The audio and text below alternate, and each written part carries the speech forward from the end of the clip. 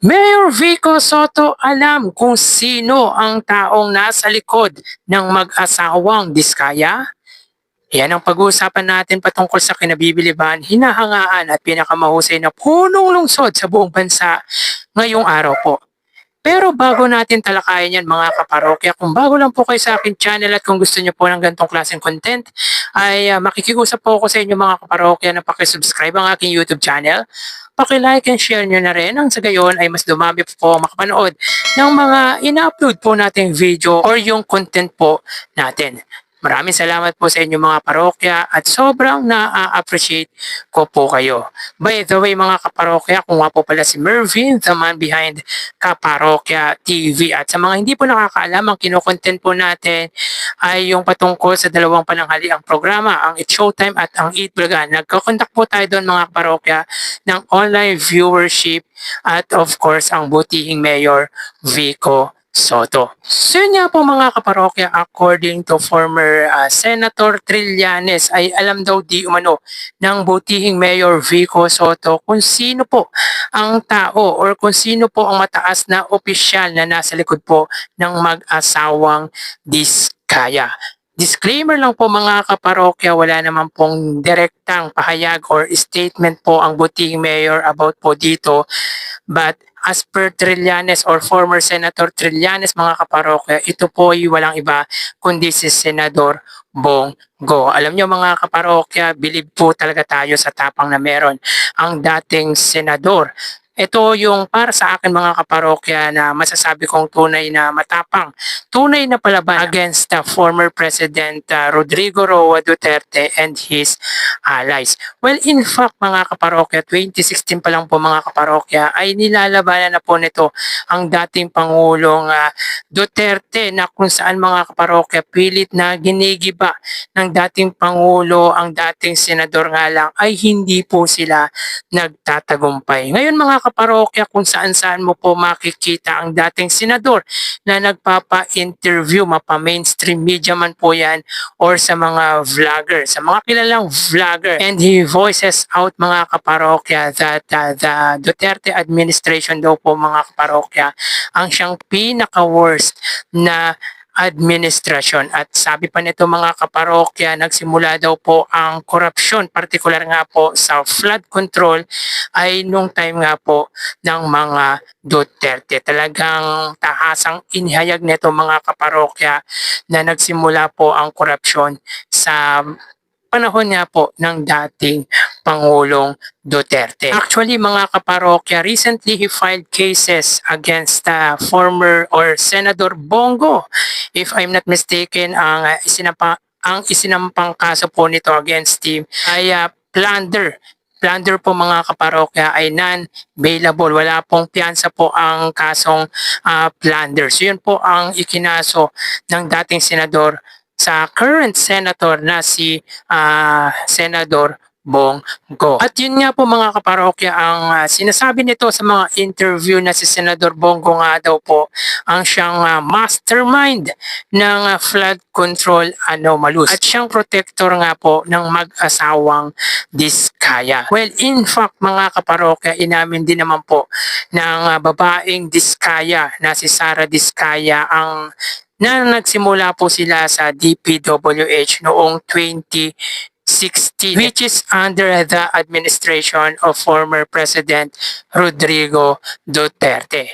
So yun nga po mga kaparokya, according to Senador or former Senator Trillanes, ay alam nga po ng buting Mayor Vico Soto kung sino po ang nasa likod ng mag-asawang Diskaya, kung sino po ang pumoprotekta sa mag-asawang ito. So malamang mga kaparokya, mag-iiyakan na naman po yung mga vlogger, yung mga supporters ng dating Pangulo dahil gustong-gusto ng mga ito mga kaparokya na pangalanan or i-mention ng butihing Mayor Vico Soto yung mataas na opisyal na nasangkot nga po sa anomalous flood control at sinasabi ng mga vloggers or bayarang vloggers ng mga Duterte mga kaparokya na tanging ang mga Diskaya lamang po ang siyang pinapangalanan or nilalabanan ng butihing Mayor Vico Soto. Which is grabe.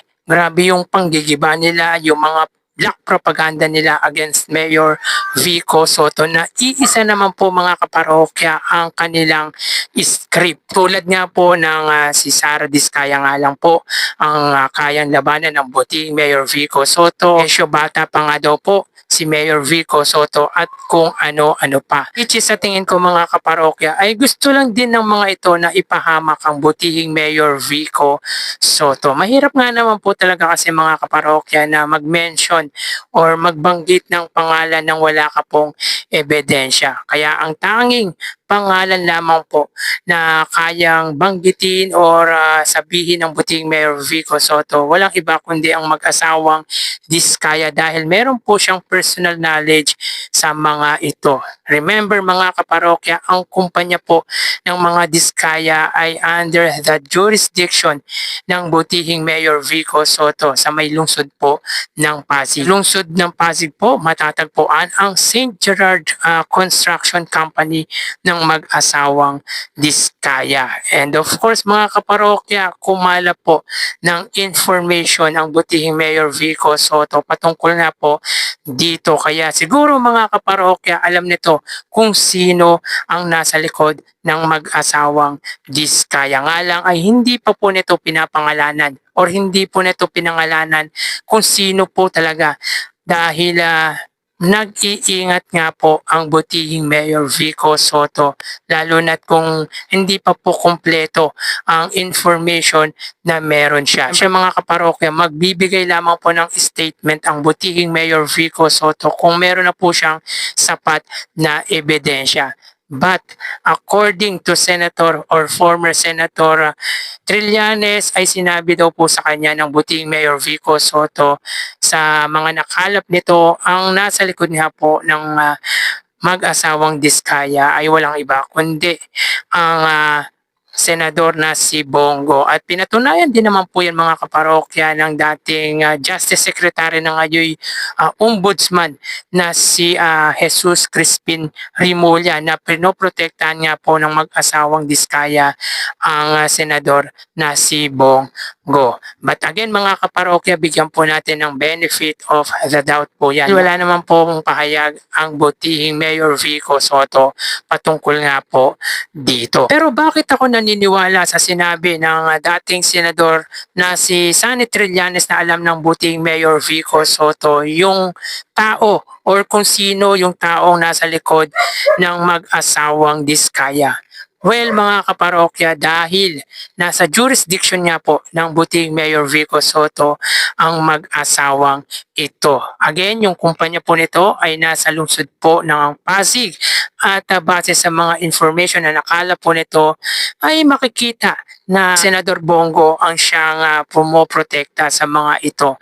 Remember, yung CLTG ay para contractor ng kumpanya ng mag-asawang Diskaya. Ang CLTG po mga kaparokya ay pag-aari nga po ng ama or magulang po ni Senador Bongo. CLTG stands for Christopher Lawrence Tesorogo. Pangalan po yan mga kaparokya ng senador na si Bongo. So yun nga po mga kaparokya, yan ang dahilan kung bakit naniniwala po ako mga kaparokya na alam ng butihing Mayor Vico Soto kung sino ang nasa likod, kung sino ang tao na nasa likod po ang siyang pumoprotekta sa mag-asawang Diskaya. Malamang mga parokya, mag-iiyakan na naman po ang mga vlogger or yung mga solid supporters ng dating Pangulong Duterte. Lalo na yung mga may ingay sa social media na vloggers po ng dating Pangulong